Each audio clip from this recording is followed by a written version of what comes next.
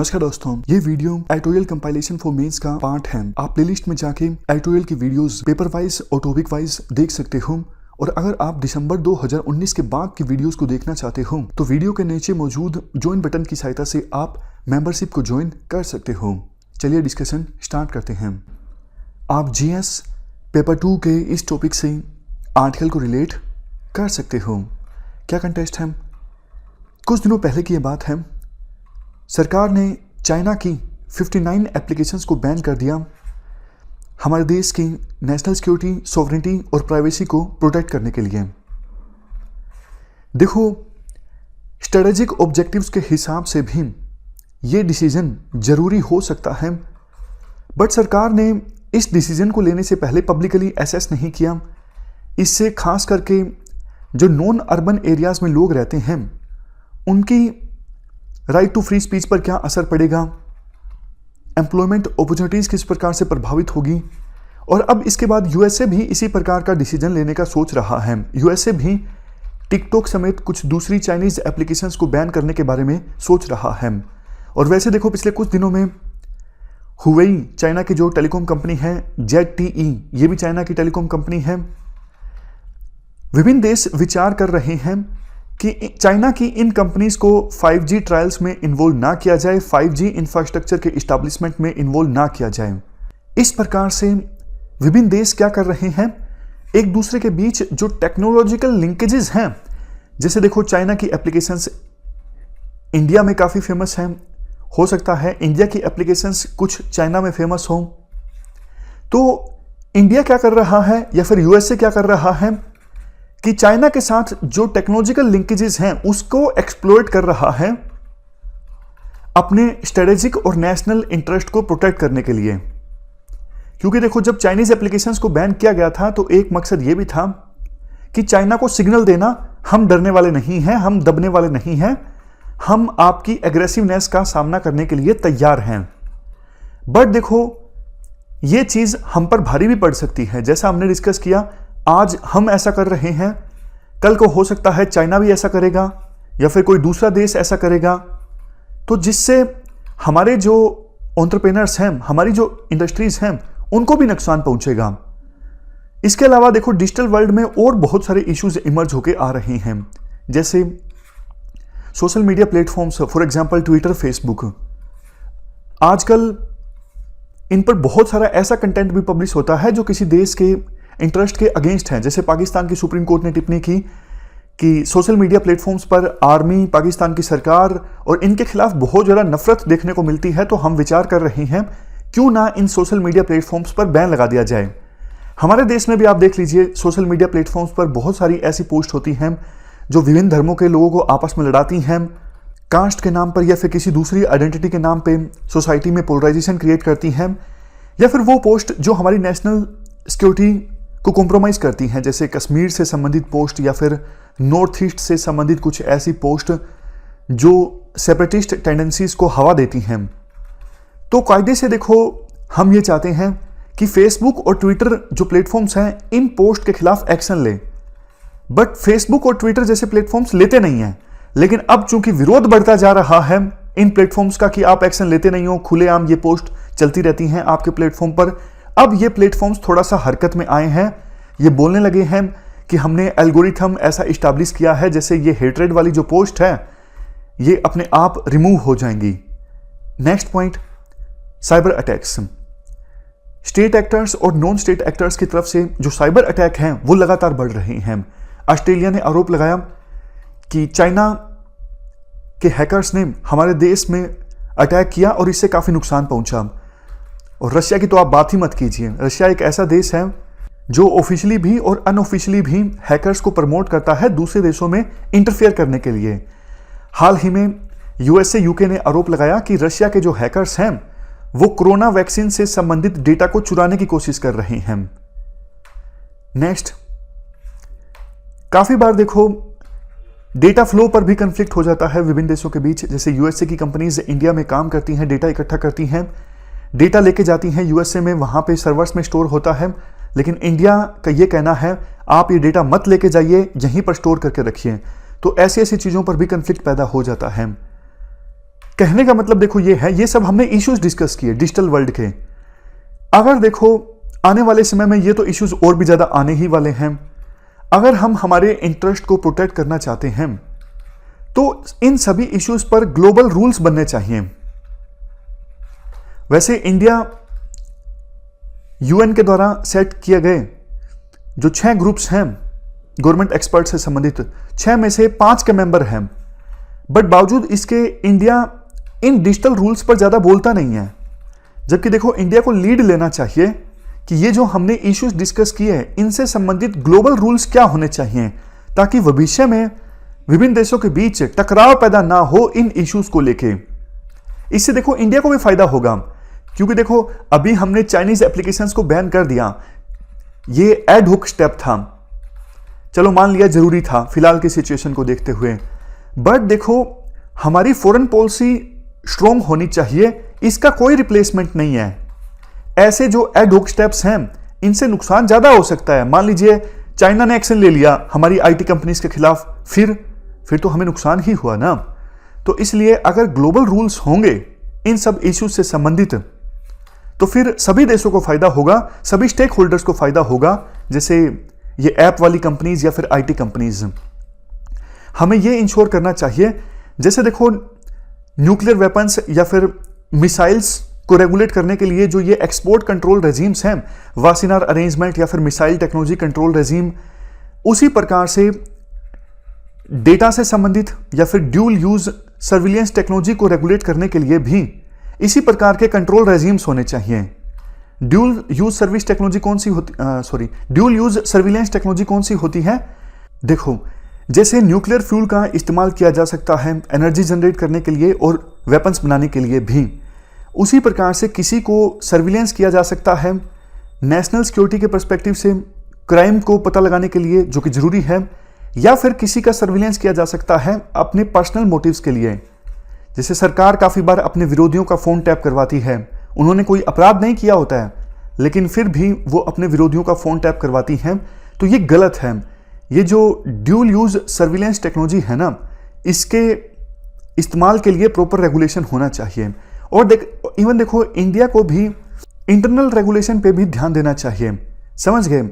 मतलब global rules के लिए तो इंडिया को वकालत करनी ही चाहिए, बट इंडिया के अंदर भी हमें प्रॉपर रूल्स बनाने की आवश्यकता है इन इश्यूज को रेगुलेट करने के लिए। जैसे कश्मीर में ऑलमोस्ट 1 साल हो गया, 5 अगस्त को 1 साल हो जाएगा, अभी भी देखो फुल स्पीड से नेट नहीं चल रहा है। दूसरा फेस रिकॉग्निशन टेक्नोलॉजी, इनको कैसे इस्तेमाल करना है इसके लिए अभी फिलहाल कोई प्रॉपर रूल्स नहीं है, कोई मैकेनिज्म नहीं है। अगर देखो कोई एक्ट नहीं होगा, प्रॉपर रूल्स नहीं होंगे, तो जो भी सरकार आएगी, सरकार में बैठे लोग अपने पर्सनल विम्स एंड फैंसीज के हिसाब से फेशियल रिकॉग्निशन टेक्नोलॉजी का इस्तेमाल करेंगे। ये जनता के हित में नहीं है। वैसे भी देखो आने वाले समय में डिजिटलाइजेशन काफ़ी ज़्यादा आने वाला है और हम हमारे यूथ को स्किल्ड बनाना चाहते हैं, नई नई टेक्नोलॉजीज आ रही हैं, तो ये सब जो इश्यूज हैं इनसे संबंधित प्रॉपर कानून होने चाहिए और ग्लोबल लेवल पे भी रूल्स होने चाहिए, ताकि इन टेक्नोलॉजीज का ठीक ढंग से इस्तेमाल किया जा सके सोसाइटी के वेलफेयर के लिए, देश की डेवलपमेंट के लिए और इवन ह्यूमैनिटी के लिए। तो ये हमने पूरा आर्टिकल डिस्कस किया डिजिटल वर्ल्ड के बारे में। चलते हैं आगे। इसके बाद अब हम आते हैं नेशनल एजुकेशन पॉलिसी 2020 पर। हमने देखो डिस्कशन करने के लिए इस पॉलिसी को 4 पार्ट्स में डिवाइड किया था। सबसे पहले स्कूल एजुकेशन, दूसरे नंबर पे हायर एजुकेशन, तीसरे नंबर पे अदर की एरियाज जैसे अडल्ट एजुकेशन और लैंग्वेजेस, सबसे लास्ट में मेकिंग इट हैपन, मतलब इंप्लीमेंट कैसे होगी ये पॉलिसी। कल हमने स्कूल एजुकेशन को पूरी तरह से डिस्कस कर लिया, ये 3 पार्ट्स बाकी हैं। फर्दर अब हम कंटिन्यू करते हैं हायर एजुकेशन से। देखो आज के समय में इंडिया नॉलेज सोसाइटी और नॉलेज इकोनॉमी बनने की दिशा में आगे बढ़ रहा है। ऐसी सिचुएशन में इंफॉर्मेशन और नॉलेज की जो इंपॉर्टेंस है वो और भी ज़्यादा बढ़ जाती है। आज हम चौथे इंडस्ट्रियल रेवोल्यूशन में एंटर कर चुके हैं। फिलहाल तो देखो डेमोग्राफिक डिविडेंड हमारे पक्ष में है, बट हमें हमारे यूथ को स्किल्ड करने की आवश्यकता है। इंडस्ट्रीज में रोजगार प्राप्त करने के लिए यूथ का स्किल्ड होना बहुत ज़्यादा जरूरी है। तभी हम हमारे देश के युवा लोगों को रोजगार दिलवा सकते हैं। और देखो, देश के यूथ को स्किल्ड बनाने में देश के हायर एजुकेशन इंस्टीट्यूशंस की बहुत बड़ी इंपॉर्टेंस है। हमारे देश के हायर एजुकेशन इंस्टीट्यूशंस ऐसे होने चाहिए जहां पर यूथ जो है एक या फिर एक से अधिक सब्जेक्ट्स में स्पेशलाइजेशन हासिल कर लें, बट इसके साथ साथ उनमें साइंटिफिक टेम्पर डेवलप हो, ऑलराउंड डेवलपमेंट हो, एक अच्छे वो नागरिक बने। अच्छे नागरिक बनने के लिए वैल्यूज का इनकलकेशन उनके अंदर हो। ये सिर्फ एग्जाम्पल्स हैं। इस प्रकार की और बहुत सारी वर्च्यूज क्वालिटीज हम चाहते हैं हमारे देश के हायर एजुकेशन इंस्टीट्यूशंस स्टूडेंट्स को प्रदान करें। बट देखो, फिलहाल की सिचुएशन में हमारे देश में हायर एजुकेशन में काफ़ी सारे इश्यूज हैं। सबसे पहला इशू तो ये है, हायर एजुकेशन का जो इकोसिस्टम है बहुत ज़्यादा फ्रेगमेंटेड है। अभी हमारे देश में 50,000 से ज़्यादा हायर एजुकेशन के इंस्टीट्यूशंस हैं, लेकिन देखो ज़्यादातर इंस्टीट्यूशंस तो ऐसे हैं जहां पर सिर्फ डिग्री प्रोवाइड की जाती है, नाम की डिग्री, मतलब कोशिश भी नहीं की जाती एजुकेशन प्रोवाइड करने की। बहुत सारे हायर एजुकेशन के इंस्टीट्यूशंस ऐसे हैं जो सिर्फ एक प्रोग्राम पे फोकस करते हैं, जैसे सिर्फ लॉ का कॉलेज है, सिर्फ इंजीनियरिंग का कॉलेज है। अब आपके मन में आया होगा इससे नुकसान क्या है। नुकसान देखो ये है, जो ये रिजिड सेपरेशन है डिसिप्लिन्स का, सिर्फ ये पॉलिटिकल साइंस का कॉलेज है या फिर ये सोशियोलॉजी का कोर्स है, ये जो रिजिड सेपरेशन होता है ना वेरियस डिसिप्लिन्स के बीच में, इससे स्टूडेंट्स को ज़्यादा नुकसान होता है। आज के समय में हमें मल्टी डिसिप्लिनरी अप्रोच अपनाने की आवश्यकता है, ताकि स्टूडेंट जब कोई टॉपिक समझे तो उसको अलग अलग डिसिप्लिन्स के पर्सपेक्टिव से समझे। मतलब इसमें फिजिक्स का क्या पर्सपेक्टिव है, हिस्टोरिकल डायमेंशन क्या है। अगर देखो इस प्रकार से बच्चा टॉपिक्स को सीखता है तो वो ज़्यादा बेहतर ढंग से सीख पाता है, ज़्यादा बेहतर ढंग से उस नॉलेज की यूटिलाइजेशन अचीव कर पाता है। उसके बाद दूसरा चैलेंज है पुअर लर्निंग आउटकम। देखो आपको भी पता है इतने सारे इंजीनियरिंग कॉलेजेस हमारे देश में हैं, लेकिन बहुत सारे इंजीनियरिंग कॉलेजेस ऐसे हैं जिनसे बच्चा जब पास आउट होकर निकलता है तो कहीं जॉब नहीं लग पाती, क्योंकि उस इंजीनियरिंग कॉलेज ने कुछ सिखाया ही नहीं, एक्सपेरिमेंट तो हुए ही नहीं, लैब में बच्चा गया ही नहीं, या फिर गया तो नाम मात्र के वहां पे इक्विपमेंट्स थे और बिल्कुल टाइम पास हुआ। ये सिर्फ इंजीनियरिंग का एग्जाम्पल है। मतलब दूसरे कॉलेजेस में भी, ह्यूमैनिटीज में भी जो डिस्कशन होना चाहिए, डेलिब्रेशन होना चाहिए, आइडियाज का आदान प्रदान होना चाहिए, ऐसा कुछ नहीं हुआ। सिर्फ लास्ट में पेपर के दिनों में कुछ चीजें याद की और डिग्री मिल गई। लर्निंग आउटकम बहुत ज्यादा जरूरी है अगर हमें ये इंश्योर करना है कि पास आउट होने वाले स्टूडेंट में एम्प्लॉयबिलिटी हो, मतलब एम्प्लॉयमेंट हासिल करने की क्षमता हो और वो देश का एक बेहतर सिटीजन बन सके। तो कम से कम बच्चा जब सीखेगा डिग्री में तभी तो वो बेहतर सिटीजन बनेगा, तभी तो वो रोजगार हासिल कर सकेगा ना अपने टैलेंट के हिसाब से। तीसरे नंबर पे हमने डिस्कस कर ही लिया, वेरियस डिसिप्लिन्स के बीच रिजिड सेपरेशन, ये नहीं होना चाहिए। मल्टी डिसिप्लिनरी अप्रोच हमें अपनाने की आवश्यकता है। नेक्स्ट है lack of access to higher education. देखो बहुत सारे सोशियो इकोनॉमिकली डिसएडवांटेज्ड एरियाज ऐसे हैं जहां पे हायर एजुकेशन के इंस्टीट्यूशन है ही नहीं, और बहुत सारे जो डिसएडवांटेज सेक्शंस के लोग हैं वो हायर एजुकेशन को नहीं एक्सेस कर पाते गरीबी के कारण या फिर दूसरे इश्यूज के कारण। Next, lack of teacher and institutional autonomy to innovate and excel. ये आरोप लगता है काफी बार कि टीचर्स को ऑटोनॉमी नहीं दी जाती अपने हिसाब से बच्चों को पढ़ाने के लिए, और काफी बार इंस्टीट्यूशन का भी ये आरोप लगता है कि सेंट्रलाइजेशन काफी ज्यादा है, इंस्टीट्यूशन के पास आजादी नहीं है, फ्रीडम नहीं है अपने हिसाब से बच्चों को पढ़ाने की। ये भी एक चैलेंज है। Next issue, इनएडिक्वेट mechanism for progression of faculty and institutional leaders. काफी बार फैकल्टी का ये भी आरोप लगता है बहुत साल पढ़ाने के बावजूद हमारा तो प्रमोशन नहीं हुआ, जहां हम 25 साल पहले थे आज भी हम 25 साल बाद भी हम वहीं पे हैं। तो ऐसा मैकेनिज्म होना चाहिए कि फैकल्टी के पास थोड़ा इंसेंटिव रहे कि हमारा प्रमोशन होगा, आगे जाके हमें लीडरशिप वाली पोजीशन मिलेगी। समझ गए। नेक्स्ट है lack of research at most universities. ज़्यादातर जो यूनिवर्सिटीज और कॉलेजेस हैं वहाँ पे देखो रिसर्च नहीं होती, और रिसर्च के लिए जो फंडिंग प्रोसेस है वो भी ट्रांसपेरेंट नहीं होती। Next, suboptimal governance and leadership of higher education institutions. Governance में बहुत सारी कमियां मिलती हैं हायर एजुकेशन इंस्टीट्यूशंस के। नेक्स्ट, रेगुलेटरी सिस्टम अच्छा नहीं है, इसी वजह से बहुत सारे नकली जो हायर एजुकेशन इंस्टीट्यूशंस चल रहे होते हैं वो चलते रहते हैं, लेकिन बंद उनको नहीं किया जाता। कायदे से अगर देखो रेगुलेशन अच्छा हो तो नकली जो हायर एजुकेशन के इंस्टीट्यूशंस हैं उनको जल्द से जल्द बंद कर दिया जाना चाहिए, ताकि स्टूडेंट्स उन एजुकेशन इंस्टीट्यूशंस के झांसे में ना आए। नेक्स्ट चैलेंज, अभी देखो बहुत सारी यूनिवर्सिटीज ऐसी हैं जो अलग अलग कॉलेजेस को एफिलिएशन प्रोवाइड करती हैं। मान्यता तो ले ली जाती है कॉलेज के द्वारा यूनिवर्सिटी से, लेकिन कॉलेज इतने ज़्यादा बढ़ जाते हैं यूनिवर्सिटी को पता ही नहीं लगता कि कॉलेजेस में जो हमारे से मान्यता प्राप्त हैं वहाँ पे क्या कुछ चल रहा है, जरूरी इंफ्रास्ट्रक्चर है या नहीं है। तो इस वजह से जो अंडर ग्रेजुएट एजुकेशन है उसकी हालत बहुत सारे कॉलेजेस में बहुत ज़्यादा खस्ता है। तो ये हमने चैलेंजेस की बात की। अब बात करेंगे प्रोविजंस की। इस नई नेशनल एजुकेशन पॉलिसी 2020 में क्या प्रोविजंस किए गए हैं ताकि ये जो चैलेंजेस हैं, इश्यूज हैं, इनको एड्रेस किया जा सके।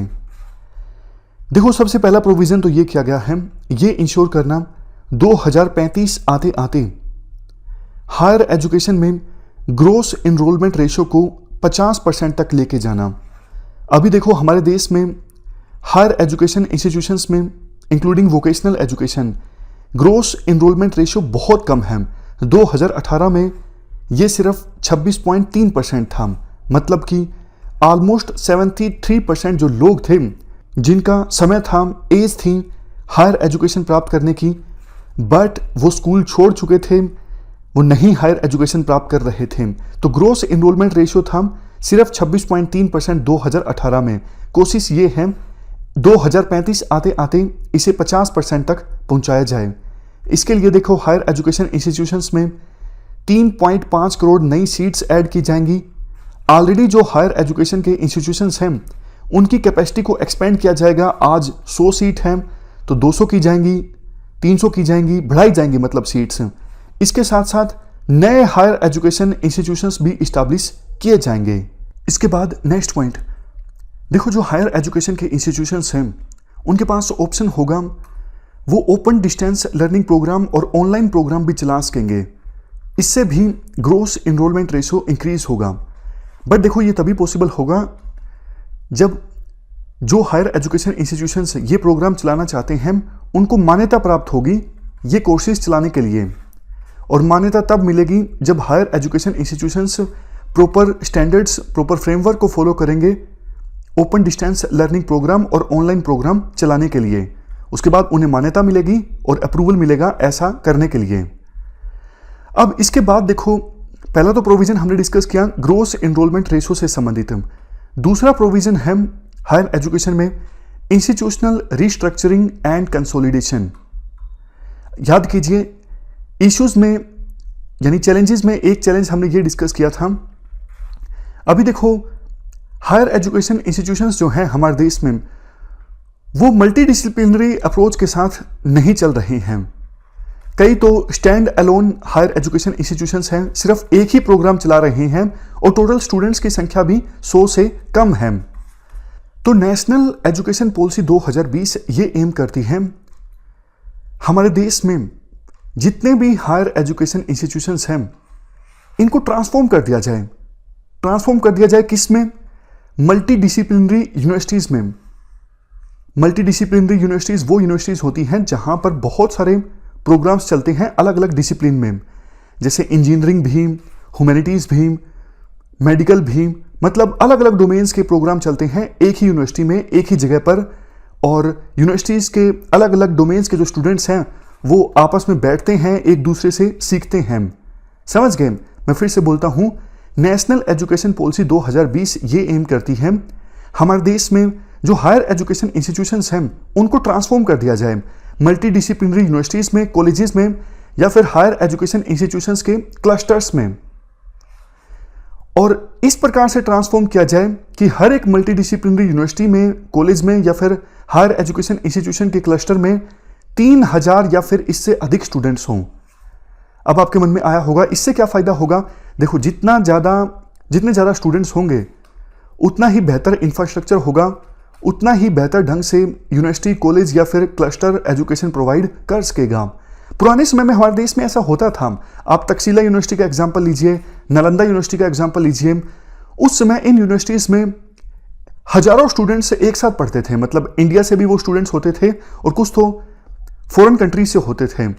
और इन्वायरमेंट वहाँ पे मल्टी डिसिप्लिनरी था। ऐसा नहीं कि ये यूनिवर्सिटीज़ एक ही डोमेन पर फोकस करती हों। जैसे देखो, हमारे देश में आईआईटी सिर्फ इंजीनियरिंग पे फोकस करते हैं, आईएम का फोकस सिर्फ मैनेजमेंट पे है, जेएनयू का फोकस सिर्फ ह्यूमैनिटीज़ पे है। तो ये मल्टी डिसिप्लिनरी यूनिवर्सिटीज़ नहीं है। आज के समय में जो यूएस की यूनिवर्सिटीज़ देख लीजिए, Ivy League universities, Stanford university, MIT university, ये मल्टी डिसिप्लिनरी यूनिवर्सिटीज़ हैं और मल्टी डिसिप्लिनरी होने की वजह से इनको काफ़ी ज़्यादा फायदा भी हुआ है। अब देखो, इसी प्रोविज़न में नेक्स्ट पॉइंट ये है, over the period of time हमारे देश में जितने भी हायर एजुकेशन के इंस्टीट्यूशंस हैं या फिर जो आने वाले हैं, वो अपने आप को 3 में से एक कैटेगरी में रखेंगे। मैं आपको फिर से बोलता हूं सिंपल भाषा में। मान लीजिए हमारे देश में ये 4 हायर एजुकेशन इंस्टीट्यूशंस हैं, ए, बी, सी, डी। ये सब हायर एजुकेशन प्रोवाइड करते हैं। तो over the period of time A को डिसाइड करना होगा कि हम रिसर्च इंटेंसिव यूनिवर्सिटी हैं या फिर टीचिंग यूनिवर्सिटी हैं या फिर हम ऑटोनोमस डिग्री ग्रांटिंग कॉलेज हैं। समझ गए? उसी प्रकार से बी को भी ये करना होगा, तीनों में से एक कैटेगरी में अपने आप को रखना होगा। और उसी प्रकार से सी को भी ये करना होगा, उसी प्रकार से डी को भी ये करना होगा। मतलब ये है, सभी हायर एजुकेशन के इंस्टीट्यूशंस को ये डिसाइड करना है over the period of time in तीनों में से हम कौन सी कैटेगरी में आते हैं। और देखो, एक बार किसी हायर एजुकेशन इंस्टीट्यूशन के द्वारा कैटेगरी डिसाइड कर ली जाती है। मान लीजिए ए ने डिसाइड कर लिया कि हम तो भैया रिसर्च इंटेंसिव यूनिवर्सिटी हैं, बट कुछ समय बाद लगा ए को नहीं, हमारा फोकस तो टीचिंग पे है, तो वो इंस्टीट्यूशन अपनी कैटेगरी चेंज भी कर सकता है, लेकिन प्रॉपर नॉर्म्स के आधार पर। इसके लिए प्रॉपर रूल्स होंगे। ऐसे नहीं कि बहुत ज़्यादा फ्लेक्सिबल होगा, हाँ इतना रिजिड भी नहीं होगा, लेकिन एक मैकेनिज्म जरूर इस्टेब्लिश किया जाएगा जिसके तहत कोई यूनिवर्सिटी अपनी कैटेगरी चेंज कर सकता है। और ये मैपिंग देखो काफ़ी रैशनलाइज्ड मैनर में होगी। मतलब सभी यूनिवर्सिटीज़ को मौका दिया जाएगा वो अपनी स्ट्रेंथ और वीकनेस पहचान ले, उसके बाद अपने आप को इन तीनों में से किसी एक कैटेगरी में रखे। फायदा इसका क्या होगा? फायदा देखो ये होगा, रिसर्च यूनिवर्सिटीज़ की कैटेगरी में जो यूनिवर्सिटीज़ आएंगी उनका फोकस ज़्यादा रिसर्च पर होगा। उसी प्रकार से टीचिंग यूनिवर्सिटीज़ की कैटेगरी में जो यूनिवर्सिटीज़ आएंगी उनका फोकस टीचिंग पर होगा। और ऑटोनोमस डिग्री ग्रांटिंग कॉलेजेस ये डिग्री प्रोवाइड करेंगे और ये ऑटोनोमस तरीके से काम करेंगे। इसके अलावा देखो, कुछ कॉलेजेस ऐसे भी होंगे वो डिग्री प्रोवाइड करेंगे, लेकिन अगर वो ऑटोनोमस नहीं है तो वो पूरी तरह से यूनिवर्सिटी का पार्ट होंगे। समझ गए? तो एफिलिएशन सिस्टम में जो बहुत सारी कमियां थी वो भी दूर होंगी इस प्रकार के सिस्टम से। क्योंकि देखो, डिग्री ग्रांटिंग कॉलेजेस अगर ऑटोनोमस रूप से काम करेंगे तो यूनिवर्सिटी से एफिलिएशन लेने की आवश्यकता ही नहीं होगी। इसके बाद हायर एजुकेशन में नेक्स्ट प्रोविजन है होलिस्टिक मल्टीडिसिप्लिनरी एजुकेशन। देखो, पिछला जो प्रोविजन हमने डिस्कस किया था वो हायर एजुकेशन इंस्टीट्यूशंस के ट्रांसफॉर्मेशन पर था, और ये प्रोविजन फोकस करता है मल्टीडिसिप्लिनरी एजुकेशन पर। देखो, बाना भट्ट का नाम आपने सुना होगा। बाना भट्ट के द्वारा बुक लिखी गई थी कादम्बरी। कादम्बरी बुक में बाना भट्ट कहते हैं कि असली एजुकेशन वो है जो 64 आर्ट्स को प्रोवाइड करे एक साथ। मतलब एजुकेशन में अगर 64 यानी 64 आर्ट्स को कंबाइन किया जाता है और स्टूडेंट उन आर्ट्स को सीखते हैं तो वो असली एजुकेशन है। अब देखो, इन 64 आर्ट्स में सब कुछ आ जाएगा, डांस से लेके, साइंस से लेके, मैथ से लेके, वैल्यू से लेके, मतलब जितना कुछ आप सोच सकते हो ऑलमोस्ट हर एक वो चीज आ जाएगी इन 64 आर्ट्स में। समझ गए? तो इसलिए एजुकेशन का मल्टीडिसिप्लिनरी होना बहुत ज़्यादा जरूरी है। अगर देखो, अंडर ग्रेजुएट एजुकेशन में कोई पर्सन ग्रेजुएशन कर रहा है और इस दौरान अगर ह्यूमैनिटीज़ को इंटीग्रेट किया जाता है स्टेम के साथ, स्टेम मतलब साइंस, टेक्नोलॉजी, इंजीनियरिंग, मैथमेटिक्स, अगर ह्यूमैनिटीज़ को स्टेम के साथ इंटीग्रेट किया जाता है तो इससे बहुत ही ज़्यादा पॉजिटिव लर्निंग आउटकम निकल के आती है स्टूडेंट में। ये सब फायदे होते हैं। क्रिएटिविटी और इनोवेशन इंक्रीज होती है बच्चे में, क्रिटिकल थिंकिंग और high order thinking capacity develop होती है, प्रॉब्लम सॉल्विंग कैपेबिलिटी आती है, team work, communication skill, more in depth learning और सबसे लास्ट में सोशल एंड मोरल अवेयरनेस। ये सब चीज़ें बच्चे में डेवलप होती हैं अगर हम ह्यूमैनिटीज़ को इंटीग्रेट करते हैं अंडर ग्रेजुएट एजुकेशन में स्टेम के साथ, मतलब साइंस, टेक्नोलॉजी, इंजीनियरिंग, मैथमेटिक्स के साथ। तो इसी मल्टीडिसिप्लिनरी एजुकेशन को प्रोवाइड करने के लिए ये व्यवस्था की गई है नई एजुकेशन पॉलिसी 2020 में कि अंडर ग्रेजुएट एजुकेशन में मल्टीपल एग्जिट ऑप्शंस होंगे। क्या मतलब है इस चीज़ का? ये देखो काफ़ी इंटरेस्टिंग है। मान लीजिए किसी ने अंडर ग्रेजुएट ग्रेजुएशन में एडमिशन लिया, मतलब ग्रेजुएशन करने के लिए एडमिशन लिया किसी कोर्स में, किसी प्रोग्राम में। प्रोग्राम में 1 साल अगर बच्चा बिताता है तो उसको सिंपल सर्टिफिकेट मिल जाएगा कि आपने 1 साल इस प्रोग्राम में बिताया है। अगर 2 साल बिताया है उस प्रोग्राम में तो एडवांस डिप्लोमा मिल जाएगा, बच्चा एग्जिट कर सकता है। समझ गए? मल्टीपल एग्जिट और एंट्री ऑप्शंस हैं। 1 साल बिताने के बाद भी बच्चा एग्जिट कर सकता है, बोल सकता है कि मुझे आगे नहीं पढ़ना, मैंने 1 साल अंडर ग्रेजुएट एजुकेशन प्राप्त की है तो सिर्फ आप 1 साल का सर्टिफिकेट दे दीजिए। 2 साल अगर स्टूडेंट ने बिताए हैं तो भी वो क्विट कर सकता है, वो बोल सकता है 2 साल मैंने बिता दिए, आप मुझे एडवांस डिप्लोमा दे दीजिए। 3 साल अगर बच्चा बिताता है अंडर ग्रेजुएशन कोर्स में तो उसे बैचलर डिग्री प्रोवाइड की जाएगी, और 4 साल बिताता है तो उसे bachelor degree with research provide की जाएगी। समझ गए? तो मतलब मल्टीपल एग्जिट ऑप्शंस होंगे। वो 4 साल में कभी भी एग्जिट कर सकता है, 1 साल के बाद, 2 साल के बाद, 3 साल के बाद या 4 साल के बाद, उसी हिसाब से स्टूडेंट को सर्टिफिकेट मिलेगा। नेक्स्ट पॉइंट देखो, IITs और IIM की तर्ज पर मॉडल पब्लिक यूनिवर्सिटीज इस्टेब्लिश की जाएंगी होलिस्टिक एजुकेशन प्रोवाइड करने के लिए। मैं फिर से बोलता हूं, जैसे देखो IITs इस्टेब्लिश किए गए हैं हमारे देश में, हर एक स्टेट में IIMs इस्टेब्लिश किए गए हैं, उसी प्रकार से model public universities provide establish की जाएंगी होलिस्टिक एजुकेशन प्रोवाइड करने के लिए। इनका नाम होगा मेरू, यानी multi disciplinary education and research universities. In universities में काफ़ी कुछ होगा। स्टार्टअप्स के लिए इंक्यूबेशन सेंटर होंगे, रिसर्च होगी, मतलब बहुत कुछ होगा इन यूनिवर्सिटीज़ में। जैसे देखो USA में आईवी लीग यूनिवर्सिटीज़ हैं, उसी प्रकार से ये यूनिवर्सिटीज़ इस्टेब्लिश होंगी और ये मॉडल का काम करेंगी। हमारे देश में होलिस्टिक एजुकेशन के मामले में ये स्टैंडर्ड्स सेट करेंगी। स्टेट्स डिसाइड कर सकेंगे इन यूनिवर्सिटीज़ में कौन सी लैंग्वेज का इस्तेमाल होगा। मेनली देखो एनकरेज किया जाएगा स्टेट्स को कि वो इंडियन लैंग्वेजेस में और मदर टंग लैंग्वेजेस में ज़्यादा एकेडमिक प्रोग्राम्स को कंडक्ट करें। समझ गए? मतलब मीडियम ऑफ इंस्ट्रक्शन क्या होगा, स्टेट के पास फ्लेक्सिबिलिटी होगी ये डिसाइड करने की।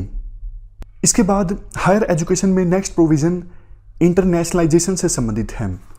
देखो आपको पता है एंशिएंट इरा में भारत का जो स्टेटस है वो विश्व गुरु के रूप में हुआ करता था।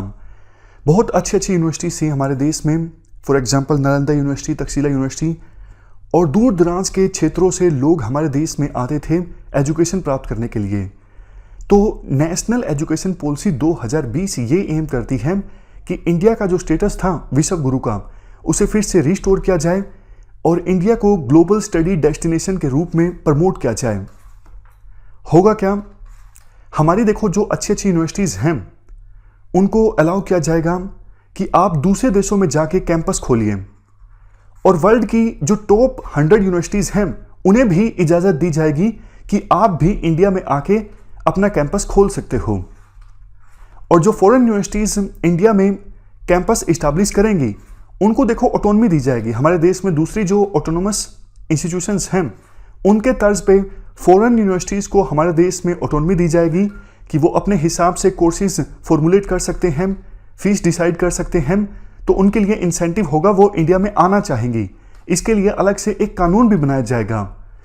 इवन देखो हमारे स्टूडेंट्स और फॉरेन स्टूडेंट्स के बीच रिसर्च कोलैबोरेशन और स्टूडेंट एक्सचेंज को प्रमोट किया जाएगा। इंटरनेशनलाइजेशन में सबसे लास्ट पॉइंट देखो, अगर किसी स्टूडेंट ने फॉरेन यूनिवर्सिटी में कुछ क्रेडिट प्राप्त किए हैं किसी डिग्री को परस्यू करने के दौरान, लेकिन वो स्टूडेंट उस डिग्री को बीच में छोड़ देता है और इंडिया में आ जाता है, तो इंडिया में डिग्री प्रोवाइड करते वक्त उन क्रेडिट्स को भी कंसीडर किया जाएगा, उन क्रेडिट्स को काउंट किया जाएगा। यह हमने बात की इंटरनेशनलाइजेशन की। इसके बाद हायर एजुकेशन में next provision optimal learning environment and support for students से संबंधित है। इस प्रोविजन में कहा जाता है इंस्टीट्यूशंस को और फैकल्टी को ऑटोनॉमी दी जाएगी कि वो अपने हिसाब से करिकुलम में, टीचिंग मेथड्स में या फिर प्रैक्टिसेस में और बच्चों के असेसमेंट में इनोवेशन ला सकते हैं।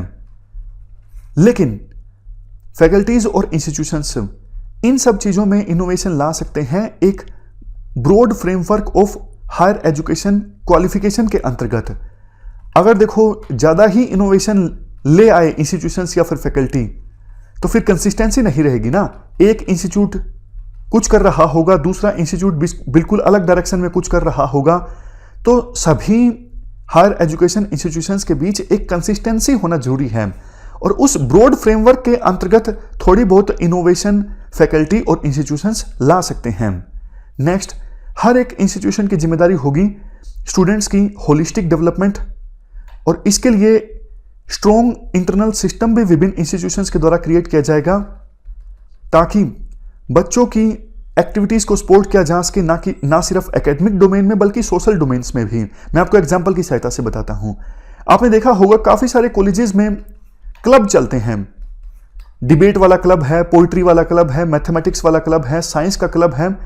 विभिन्न कॉलेजेस में इस प्रकार के क्लब चलते हैं जिसमें स्टूडेंट्स मेंबर होते हैं।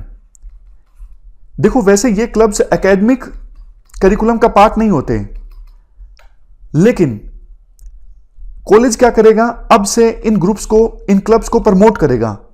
और अगर देखो स्टूडेंट्स की तरफ से इनफ डिमांड आती है और ट्रेंड फैकल्टी तैयार है, तो इन एक्टिविटीज को करिकुलम का पार्ट बनाया जा सकता है। समझ गए? मैं फिर से बोलता हूं आसान भाषा में। देखो कॉलेजेस में डिबेट्स, इन्वायरमेंट, फाइनेंशियल लिटरेसी, इन सब से संबंधित क्लब काम करते हैं जो वैसे करिकुलम का पार्ट नहीं होते लेकिन स्टूडेंट्स मिलकर बनाते हैं। लेकिन अगर इनफ डिमांड आती है स्टूडेंट्स की तरफ से और ट्रेन फैकल्टी भी है, तो इन एक्टिविटीज को करिकुलम का पार्ट बनाया जा सकता है। मतलब बच्चों का असेसमेंट भी हो सकता है इनके बेस पर। और वैसे इंस्टीट्यूशंस पूरी ट्राई करेंगे इन एक्टिविटीज को सपोर्ट किया जाए। उसके बाद सभी जो असेसमेंट सिस्टम है वो डिसाइड किए जाएंगे हायर एजुकेशन इंस्टीट्यूशन के द्वारा, इंक्लूडिंग वो असेसमेंट सिस्टम जिसके आधार पर फाइनली सर्टिफिकेशन मिलता है, डिग्री मिलती है। Next, choice based credit system को रिवाइज किया जाएगा ताकि विभिन्न इंस्टीट्यूशंस इनोवेशन ला सकें अपने हिसाब से और बच्चों के पास यानी स्टूडेंट्स के पास भी फ्लेक्सिबिलिटी हो कि कौन सा वो सब्जेक्ट्स लेना चाहते हैं जिसके आधार पर वो चाहते हैं हमारी असेसमेंट हो, और कौन सा वो सब्जेक्ट छोड़ना चाहते हैं। नेक्स्ट, अभी देखो साल के अंत में जो पेपर होते हैं ये सिस्टम सही नहीं है। नई एजुकेशन पॉलिसी में कहा गया है स्टूडेंट्स का कंटिन्यूअस इवैल्यूएशन होना चाहिए और कॉम्प्रिहेंसिव इवैल्यूएशन होना चाहिए समय समय पर। लास्ट में जब एग्जाम होते हैं तो स्टेक्स बच्चे के काफी ज्यादा हाई हो जाते हैं, प्रेशर आ जाता है, एंजाइटी आ जाती है, नर्वसनेस आ जाता है, और बच्चे अगर परफॉर्म नहीं कर पाते तो बहुत सारे स्टूडेंट्स डिप्रेशन का शिकार हो जाते हैं। लेकिन कंटिन्यूअस बेसिस पे अगर एग्जाम होंगे तो ठीक रहेगा। नेक्स्ट, देखो काफी सारे सोशियो इकोनॉमिक डिसएडवांटेज बैकग्राउंड के जो लोग होते हैं उन्हें एडमिशन तो मिल जाता है, लेकिन कॉलेज में एंटर करने के बाद भी उन्हें बहुत सारी समस्याओं का सामना करना पड़ता है। तो इसके लिए स्पोर्ट्स सेंटर इस्टेब्लिश किए जाएंगे, उन स्पोर्ट्स सेंटर को सपोर्ट प्रोवाइड की जाएगी इंस्टीट्यूशन के द्वारा, पैसा भी प्रोवाइड किया जाएगा, और ये स्पोर्ट्स सेंटर्स मदद करेंगे सोशियो इकोनॉमिकली डिसएडवांटेज बैकग्राउंड के स्टूडेंट्स की। उनकी काउंसलिंग करेंगे या फिर किसी और प्रकार की मदद चाहिए तो वो मदद प्रोवाइड करेंगे। इसके अलावा सभी स्टूडेंट्स के लिए professional academic and career counselling available होगी ताकि सभी स्टूडेंट्स की इमोशनल और फिजिकल जो वेलबींग है उसे इंश्योर किया जा सके। तो ये हमने बात की optimal learning environment and support for students की। अब हम हमारी डिस्कशन को यहीं रोकते हैं। इस डिस्कशन में फिलहाल इतना ही है। Thank you very much for discussion.